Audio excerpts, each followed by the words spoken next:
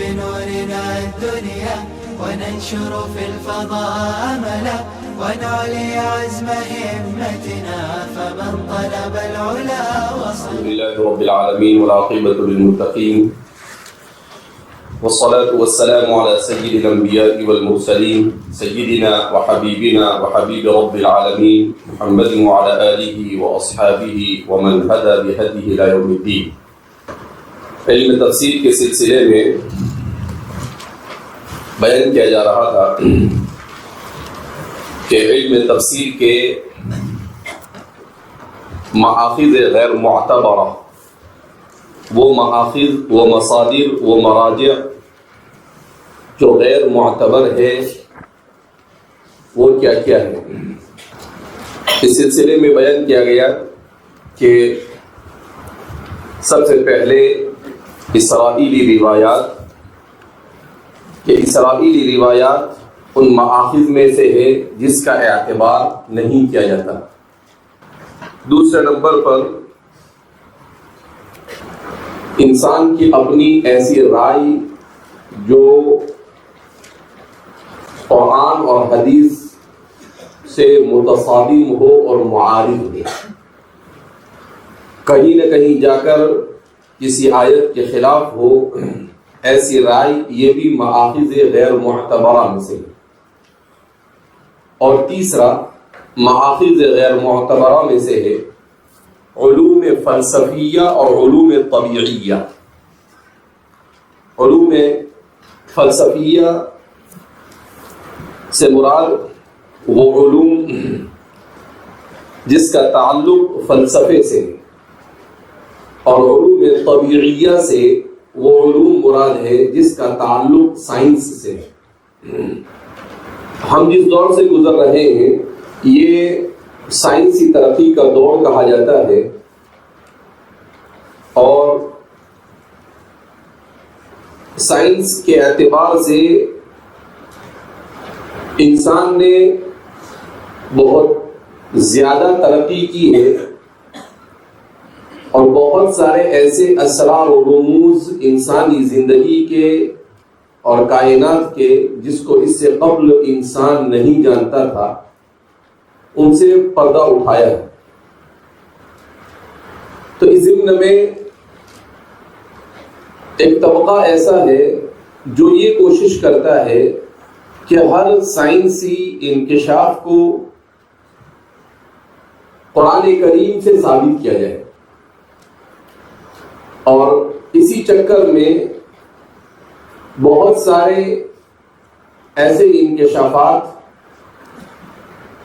جو ایک مدت کے لیے صحیح ہوتے ہیں اور ایک مدت کے بعد وہ غلط ثابت ہو جاتے ہیں،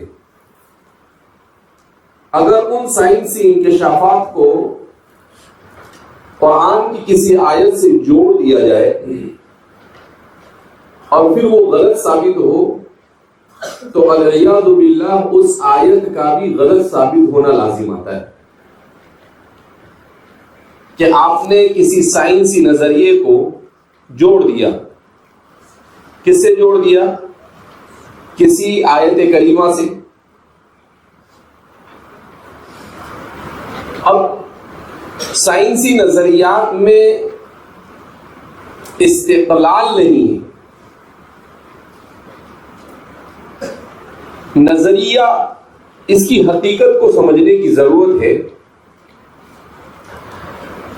نظریے کی حقیقت ہے یہ بنا ہے نظرون سے. اس کے معنی آدمی کسی چیز پر گہرائی سے نظر ڈالتا ہے اور نظر ڈالنے کے بعد اس کے سلسلے میں اپنی کوئی رائے قائم کرتا ہے. ضروری نہیں ہے کہ وہ رائے 100% صحیح ہی ہو سکتا ہے وہ رائے صحیح ہو اور ہو سکتا ہے وہ رائے غلط ہو. سائنس کی دنیا میں ایسے بے شمار نظریات ہیں جو کسی زمانے میں امر مسلم تسلیم کیے جاتے تھے، ایک حقیقت کے طور پر مانے جاتے تھے، مگر آج وہ سارے نظریات جھوٹے ثابت ہو چکے ہیں، ان کی کوئی حقیقت نہیں۔ تو اس لیے کہتے ہیں کہ ایک ہوتا ہے عقیدہ اور ایک ہوتا ہے نظریہ، دونوں میں فرق ہے۔ عقیدے کو عربی زبان میں عقیدہ کہتے ہیں اور انگریزی میں اس کو کہا جاتا ہے فیکٹ، جس کو صداقت بھی کہتے ہیں اردو میں، اور ایک ہوتا ہے نظریہ جس کو انگریزی میں کہا جاتا ہے تھیوری۔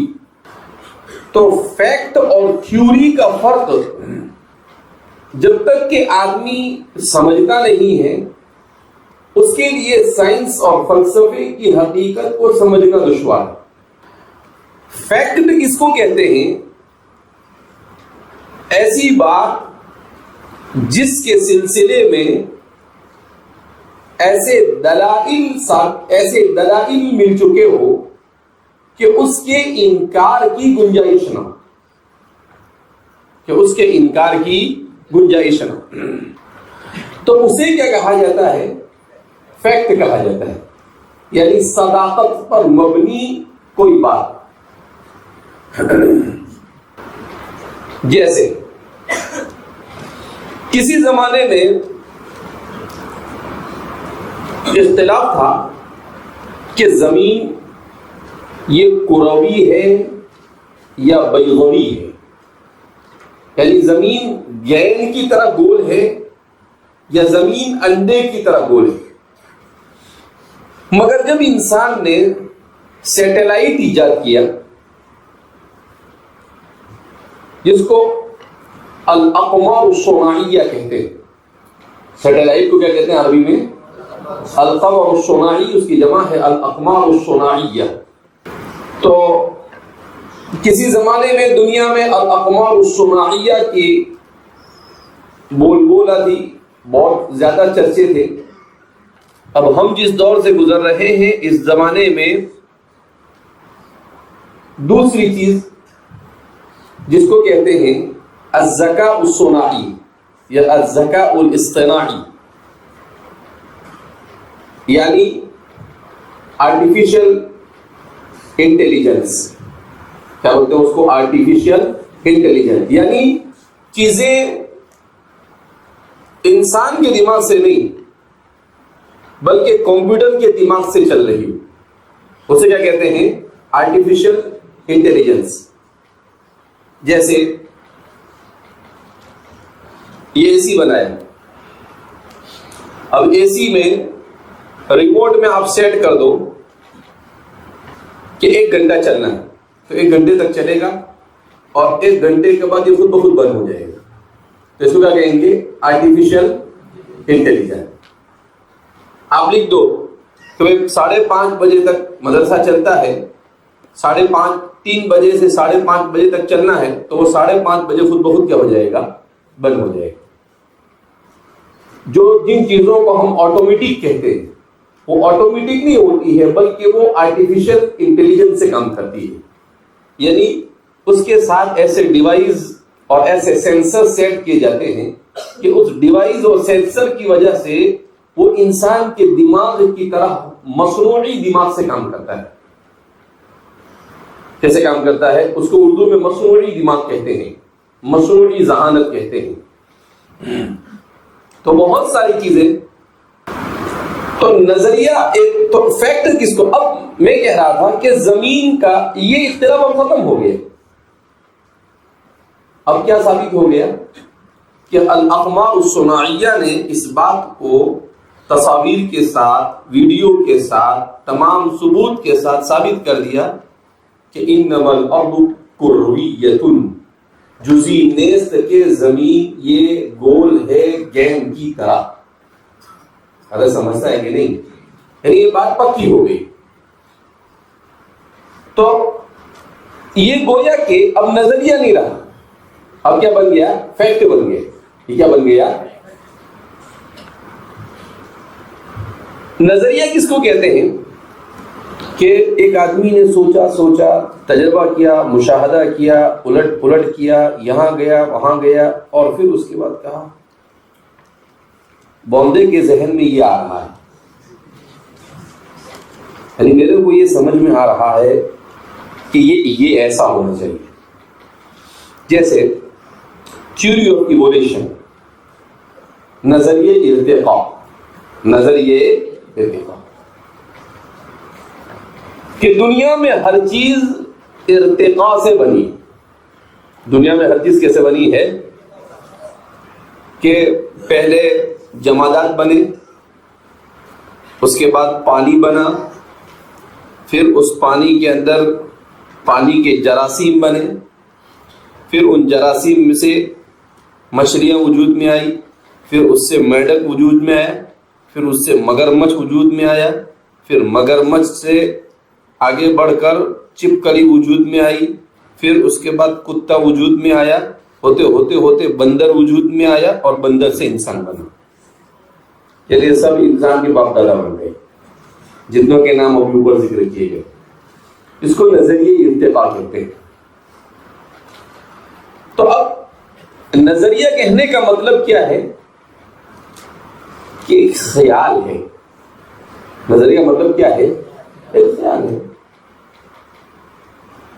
اس کو فیکٹ نہیں کہہ سکتے، یہ نظریہ ہے. تو نظریے کو نظریے کی حد تک سمجھنا چاہیے. ٹھیک ہے، ڈاروین ہو سکتا ہے وہ بندر سے بنا ہو، تو اس نے اس نظریے کو قائم کیا کہ سارے انسان بندر سے بنے. اب سوال پیدا ہوتا ہے، جب سارے انسان بندر سے انسان بن گئے تو پھر بندر باقی کیسے رہے؟ یہ بھی سوال ہے نا، کہ جب ترقی کرتے کرتے بندر سے کیا بن گئے؟ تو بولے کچھ انسان بنے اور کچھ بندر باقی رہے. ایسا کیوں؟ کس بنیاد پر کچھ بنے اور کچھ نہیں بنے؟ کچھ بنے اور کچھ ایسا کیوں؟ تو ان کے پاس کوئی جواب نہیں اس کا. تو یہ حماقت ہے. تو اس کو نظریہ کہتے ہیں. کیا کہتے ہیں اس کو؟ نظریہ. جیسے ہمارے زمانے کے اندر پچھلے 100 سال سے ایک اور نظریے کا بہت زیادہ چرچا ہے، جس پر بدء الخلق کے ضمن میں تفصیلات آ رہی ہے، جس کو کہتے ہیں تھیوری آف بگ بانگ، نظریہ انفجار، جس کو نظریہ انفجار عظیم کہتے ہیں. بڑا دھماکہ.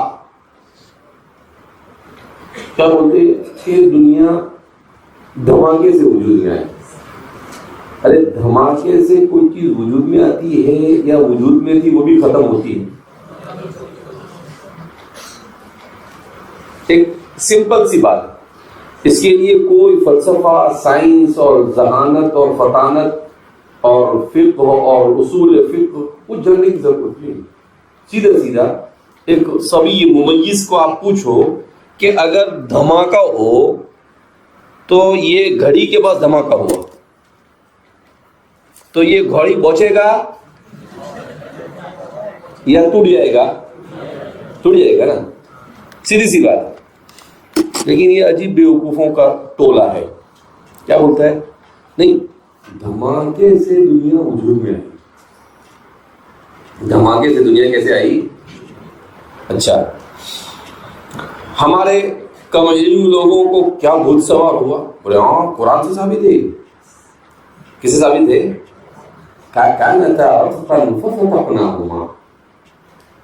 کہا کہ زمین اور آسمان ایک تھے، پھر ہم نے ان کو جدا کیا. کہا یہ فتق کا مطلب ہے دھماکہ. فتق کا مطلب کیا ہے؟ دھماکہ. اس کو کہتے ہیں قرآن کی سائنسی تفسیر. اس کو کیا کہتے ہیں؟ قرآن کی سائنسی. مسلمان اپنی تاریخ میں عقلی تفسیر سے 2 مرتبہ گزرا. اس سے پہلے جب علوم فلسفیہ کا یونانی زبان سے ترجمہ ہو کر عربی میں اس کا ترجمہ ہوا، تو اس زمانے میں بھی ایک بڑی جماعت معتزلہ کی ایسی کھڑی ہوئی کہ اس نے اس زمانے کے ہر فلسفیانہ نظریے سے قرآن کریم کو اور اسلامی تعلیمات کو جوڑنے کی کوشش کی۔ اللہ رب العزت نے امام غزالی کو بھیجا اور امام غزالی نے آ کر ان کا توڑ کیا۔ امام غزالی نے آ کر کیا ان کا توڑ کیا۔ ویسے تو امام غزالی نے بہت ساری کتابیں لکھی، لیکن آپ کی سب سے زیادہ قیمتی کتاب جو مانی جاتی ہے وہ ہے تحفظ الفلاسفہ۔ اس کا اگر سیدھا اردو میں ترجمہ کرے تو اس کا ترجمہ ہوتا ہے فلاسفہ کا بکواس۔ کیا ترجمہ ہوتا ہے اس کا؟ فلاسفہ کا بکواس۔ اصل میں جس سے عاطف بنا ہے اسی سے تحفظ بنا ہے۔ تو امام غزالی نے کیا کیا؟ علوم عقلیہ کو خوب اچھی طرح سے پڑھا، اور علوم عقلیہ کو پڑھنے کے بعد عقل کے صحیح اصول سے فلاسفہ کے ان عقلی خیالات، نظریات اور عقائد کو رد کیا، اس کا توڑ کیا۔ کہا کہ حبرنا کی طرح فلاسفہ کو کٹہرے میں کیا کیا انہوں نے کھڑا کیا۔ تو کیا بولتا ہے کہ ایسا ہے ایسا ہے، تو تو نے وہاں تو اس کو ایسا کہا، تو یہاں یہ ایسا کیوں؟ تو فَبُهِتَ الَّذِي كَفَرَ، تو وہ ہکا بکا ہوا، ان کے پاس اس کا کوئی جواب نہیں۔ تو تحفظ الفلاسفہ کے ذریعے سے انہوں نے عقل کے اصول صحیحہ سے فلسفے کے نظریات باطلہ کا رد کیا۔ یہ امام غزالی کا سب سے عظیم کارنامہ۔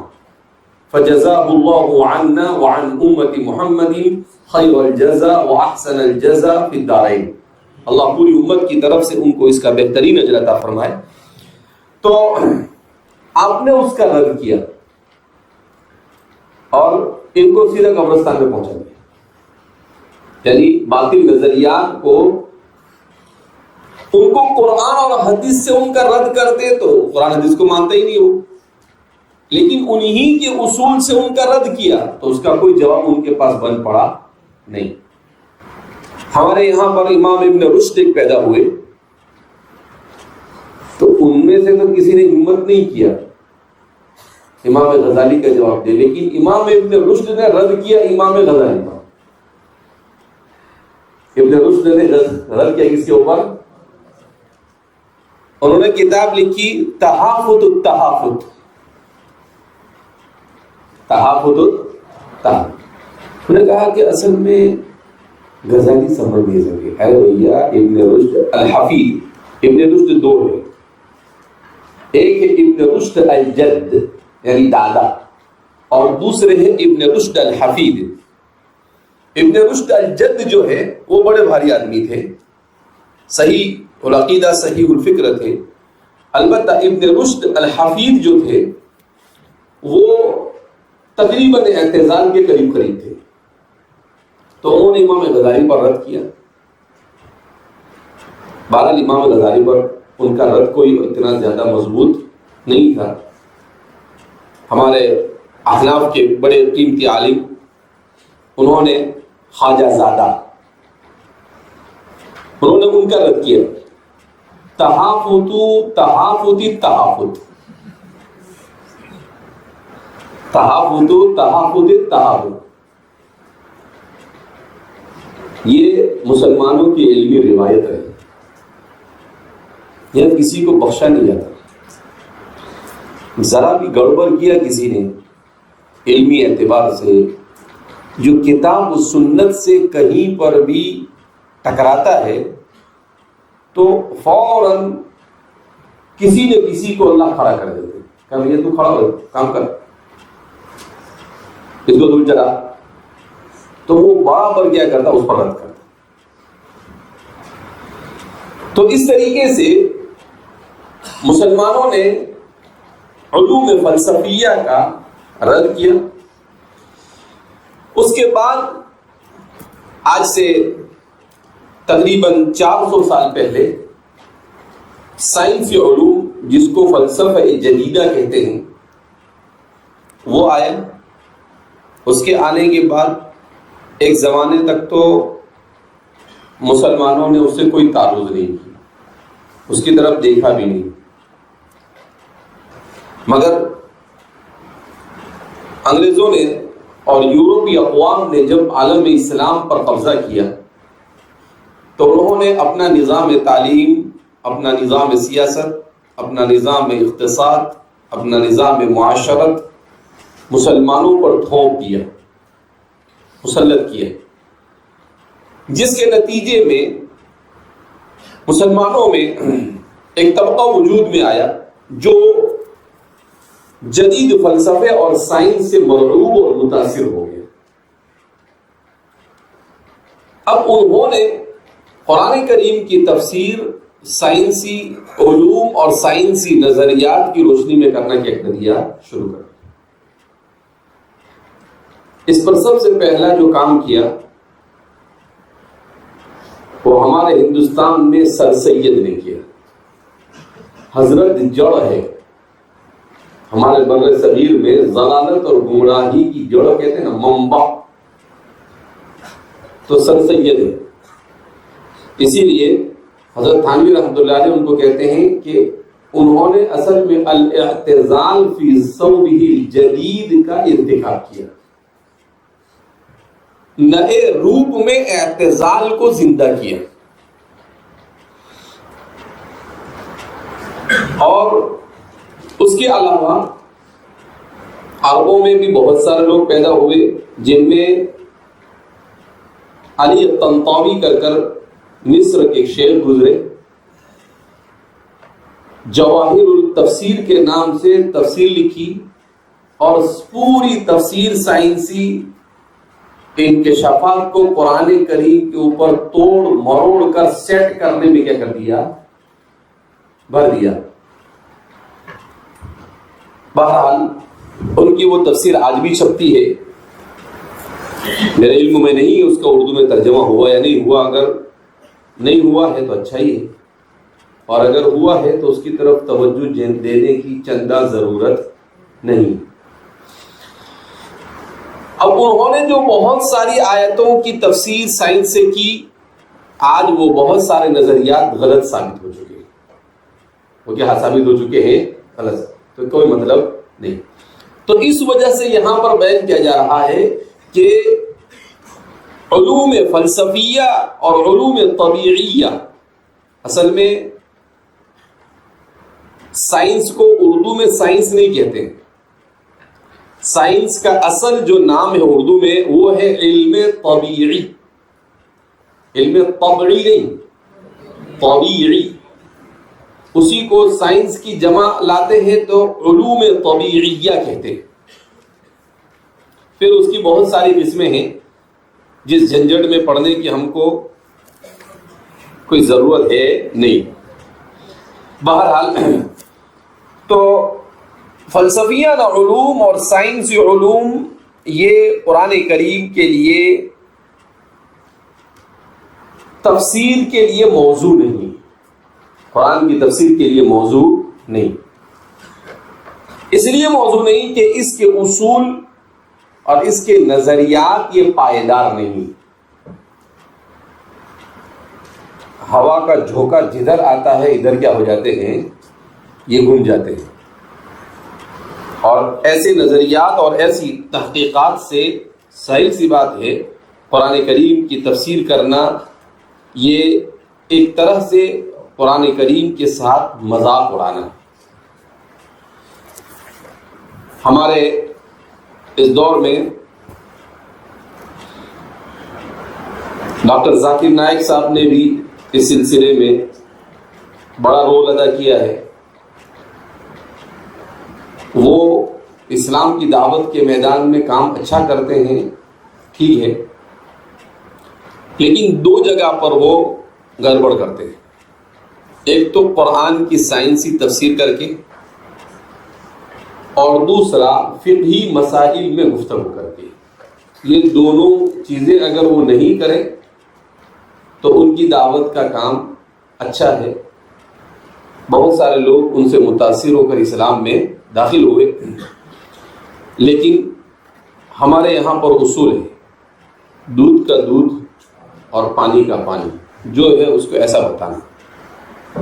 لہذا اس بنا پر ہم نہ تو ان کو مکمل طور پر نکارتے ہیں اور نہ ہم انہیں مکمل طور پر تائید کرتے ہیں۔ دعوت مؤثر انداز میں وہ دیتے ہیں، اچھی چیز ہے، ہزاروں لاکھوں لوگ اسلام میں داخل ہوئے ان کی جد و جہد اور کوشش کی وجہ سے، مگر اس میدان میں ان کو پاؤں رکھنے چاہیے نہیں تھے۔ اگر وہ یہ دو غلطی نہیں کرتے تو شاید ان کے اوپر اور نکیر کرنے کی کوئی دوسری ضرورت ہی نہیں۔ تو قرآن کریم کی سائنسی تفسیر، اب قرآن کریم کی سائنسی تفسیر سر سید نے اردو میں کیا اور عربی میں علی الطنطاوی نے کیا۔ تو ہمارے علماء میں سے، عرب علماء میں شیخ جسر، شیخ الاسلام حسن الجسر کے نام سے ملک شام کے بہت بڑے عالم گزرے ہیں۔ انہوں نے سائنس کے رد میں ایک بڑا اچھا رسالہ لکھا ہے، کتاب لکھی ہے، لیکن اس کا نام انہوں نے لکھا الرسالۃ الحمیدیہ۔ حضرت تھانوی رحمۃ اللہ علیہ نے اس کا اردو میں ترجمہ بھی کروایا۔ سائنس اور اسلام کے نام سے حضرت تھانوی کا نام اس پر لکھا ہوا ہوتا ہے، جبکہ حضرت تھانوی نے اس کا ترجمہ نہیں کیا ہے، حضرت کی نگرانی میں وہ ترجمہ ہوا۔ تو اس رسالے میں سائنس کے راستے سے اسلام پر جتنے اعتراضات آتے ہیں ان سب کا بڑا شاندار اور جاندار جواب دیا گیا ہے۔ دوسرا، اردو زبان میں اس سلسلے میں دو شخصیتوں نے بڑا اچھا کام کیا۔ ایک ہے حجت الاسلام حضرت مولانا قاسم صاحب نانوتوی نور اللہ مرقدہ۔ آپ نے ویسے تو بہت ساری کتابیں لکھی، ہم لوگ حضرت کے نام سے صرف واقف ہیں مگر حضرت کے کام سے کوئی واقف نہیں، اور یہ کہہ کر کہ وہ تو بہت مشکل اردو لکھتے ہیں، 150 سال پہلے کی اردو ہے، کچھ سمجھ ومجھ میں آتا نہیں، یہ کہہ کر ہم لوگ اس کا مطالعہ بھی کرتے نہیں ہیں۔ جبکہ آپ نے سائنس پر جو رد امام غزالی نے جیسے فلسفے پر رد کیا، ایسا زوردار رد اگر سائنس پر کسی نے کیا ہے تو وہ حجت الاسلام ثانی علامہ قاسم نانوتوی رحمۃ اللہ۔ آپ کی کچھ کتابیں ہیں بڑی جاندار اور شاندار ہیں، اس میں آپ کی کتاب ہے تشفیۃ العقائد۔ یہ اصل میں سر سید نے حضرت کو اپنے اصول لکھ کر بھیجے، کہا کہ یہ میرے اصول ہے جس کی روشنی میں میں اسلام سمجھانے کی کوشش کرتا ہوں، یعنی اعتزال جدید کے اصول جس کو ہم کہہ سکتے ہیں۔ تو حضرت نے ان کے اصولوں کا زبردست رد کیا، جواب دیا۔ حضرت نے یہ بھی لکھا اپنی کتاب کے مقدمے میں کہ مجھے معلوم ہے کہ سر سید یہ بڑے ضدی ہیں، یہ ماننے والے ہیں نہیں، مگر میرا کام ہے جو حق ہے اسے بیان کر دینا۔ تو آپ نے تشفیۃ العقائد میں ان کے تمام اصولوں کا رد کیا۔ اس کے علاوہ آپ کی کتاب ہے حجت الاسلام، بڑی جاندار اور شاندار کتاب ہے، اسلامی عقائد کو جدید و قدیم عقلی اصول کی روشنی میں آپ نے سمجھایا ہے. اسی طریقے سے مباحثہ شاہ جہاں پور ایک چھوٹا سا رسالہ ہے، وہ بھی بڑا اچھا ہے. آپ کی کتاب ایک ہے قبلہ نما. تو حضرت حجت الاسلام کی کتابیں ہم لوگوں کو پڑھنی چاہیے.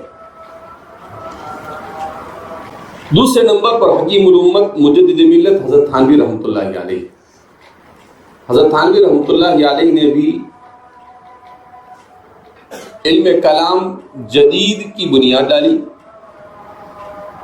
اور حجت الاسلام حضرت مولانا قاسم صاحب نانوتوی نور اللہ مرقدہ نے جو اصول کو بیان کیا، گویا آپ اس کے شارح ہیں اور بہترین انداز میں اس کی آپ نے شرح کی. خاص طور پر آپ کی کتابوں میں ایک کتاب ہے الانتباہات المفیدہ فی الاشتباہات الجدیدہ. یہ کتاب آپ کی در حقیقت ایک تقریر ہے. آپ نے علی گڑھ کسی کام سے آپ گئے تھے، تو وہاں کے علی گڑھ یونیورسٹی کے ذمہ داروں، طلباء اور پروفیسر نے آپ سے کہا کہ آپ تقریر کیجیے، ہم آپ کی تقریر سننا چاہتے ہیں. تو حضرت نے برجستہ تقریر کی. تو اس تقریر سے وہاں کے وہ پروفیسر حضرات جو مستشرقین سے عام طور پر پڑھے ہوئے تھے، وہ لوگ بڑے متاثر ہوئے. انہوں نے کہا کہ اسلام کے بارے میں بہت سارے شبہات ہمارے ذہنوں میں گردش کر رہے تھے، آپ کی اس تقریر سے تقریباً وہ شبہات ختم ہو گئے. پھر آپ سے کہا کہ آپ بار بار آئیے، لیکن حضرت کہتے ہیں کہ وہاں کے ذمہ داروں کو ڈر لگا کہ کہیں یہ بار بار آئے تو یہ معتزلہ کو سدھار نہ دے، اس لیے انہوں نے مجھے دوبارہ کبھی بلایا نہیں. البتہ ان کی طرف سے مطالبہ ہوتا رہا کہ آپ نے جو تقریر کی اس تقریر کو قلم بند کر دیں. تو پھر آپ نے اپنی کی ہوئی اس تقریر کو قلم بند کیا اور اس کا نام رکھا الانتباہات المفیدہ فی الاشتباہات الجدیدہ، جو علم کلام جدید کی سب سے بنیادی اور سب سے اہم کتاب مانی جاتی ہے. تو اس میں بھی آپ نے تفسیر قرآن کریم کی تفسیر کے دوران سائنس کہاں تک کہ آپ اس کو استعمال کر سکتے ہیں، کہاں تک کہ اس کا استعمال درست ہے، اس سلسلے میں آپ نے بڑی اچھی گفتگو کی ہے. بہرحال یہاں پر دراصل یہ بتانا مقصود تھا کہ قرآن کی سائنسی تفسیر کے لیے بے مہار بغیر اصول و ضوابط کی رعایت کے قرآن کریم کی سائنسی تفسیر کرنا یہ کسی صورت میں درست ہے نہیں. البتہ دیکھو، ایسا نہیں کہ ہمارے علماء نے قرآن کی تفسیر کرتے ہوئے اسے تعرض نہیں کیا ہے. امام غزالی رحمۃ اللہ علیہ کے فوراً بعد امام رازی گزرے. امام رازی نے تفسیر رازی لکھی، جس کے بارے میں بعض بیوقوف لوگ یہ کہتے ہیں کہ اس میں سب ہے مگر تفسیر نہیں ہے.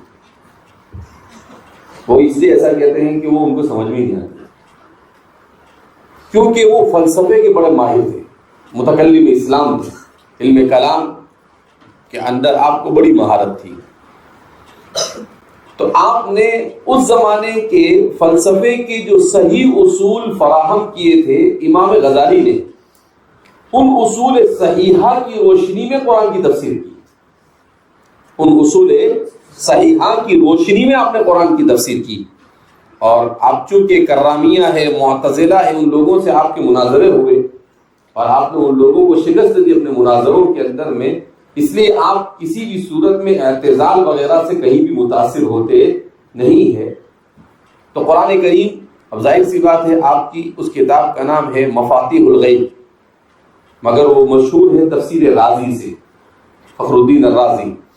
تو امام رازی رحمۃ اللہ علیہ کی وہ کتاب جو تقریباً 25-30 جلدوں کے اندر میں ہے، تو انہوں نے الرأی السدید صحیح قرآن کے کریم کی تفسیر صحیح عقلی اصول کی روشنی میں کی ہے۔ اسی طریقے سے ہمارے زمانے میں بھی ہمارے علماء نے اصول فراہم کیے کہ فلاں اصول ہے، اور ان اصول کی رعایت کرتے ہوئے اگر کہیں گنجائش ہو تو قرآن کریم کی سائنسی تفسیر کی جا سکتی ہے۔ 2-3 قسم کے علماء ہیں عصر حاضر میں۔ کچھ لوگ تو کلی طور پر قرآن کی سائنسی تفسیر کے منکر ہیں، کہا کہ نہیں، قرآن کریم اور سائنس 36 کا آنکڑا ہے، یہ دونوں کا ایک دوسرے سے میل کھاتا نہیں۔ کچھ لوگ ایسے ہیں جو کہتے کہ نہیں، ساری سائنس کو قرآن کے اندر بھر دو، ہر چیز کو سائنس کی قرآن سے ثابت کرو۔ اور تیسرا طبقہ ہے جو اعتدال کا حامل ہے، وہ کہتا ہے کہ نہیں، سائنس کی وہ باتیں جو حقائق تک پہنچی ہوئی ہے، اگر وہ قرآن کریم کے ساتھ کہیں جڑ جائے ٹھیک ہے، مگر وہاں پر بھی یہ کہتے ہوئے تفسیر کریں گے کہ قرآن کریم نے یہ کہا، مگر اس کا یہ مطلب نہیں ہے کہ قرآن کریم یہ بات اس کی طرف قرآن اشارہ کر رہا ہے، یہ ایک احتمال کے درجے میں ہے، یقین اور قطعیت کے درجے میں نہیں، یقین اور قطعیت کے درجے میں نہیں۔ جیسے کسی زمانے میں اختلاف تھا کہ زمین گھوم رہی ہے یا ٹھہری ہوئی ہے، اب قرآن کہتا ہے، سورہ یاسین میں اللہ رب العزت نے ارشاد فرمایا والشمس تجری لمستقر لها ذلك تقدیر العزیز۔ اب بات مسلم ہے، ثابت ہو گئی ہے کہ بھئی ہاں یہ چیزیں کیا ہو رہی ہے، سائنس نے ثابت کیا ہے کہ سورج ایک جگہ پر گھوم رہا ہے اپنے دائرے میں، زمین اپنے دائرے میں گھوم رہے ہیں۔ اب یہ حقیقت کے قریب پہنچا ہے تو کہہ سکتے ہیں کہ احتمال ہے کہ قرآن اس طرف اشارہ کر رہا ہے، احتمال ہے کہ قرآن اس طرف کیا کر رہا ہے، اشارہ کر رہا ہے۔ بہرحال تو قرآن کریم کی سائنسی اس کو محافظ غیر معتبرہ میں شمار کیا جاتا ہے کہ قرآن کریم کی آدمی سائنسی تفسیر کرنے کے لیے بیٹھ جائے۔ البتہ ہمارے علماء نے اس کے چند اصول و ضوابط ذکر کیے ہیں، اگر آدمی ان اصول و ضوابط کی رعایت کرتا ہے تو اس صورت میں قرآن کریم کی سائنسی تفسیر کا اعتبار کیا جا سکتا ہے۔ اب وہ اصول و ضوابط کیا ہے، تو چند بنیادی اصول و ضوابط آپ کے سامنے آئندہ کل انشاءاللہ بیان کریں۔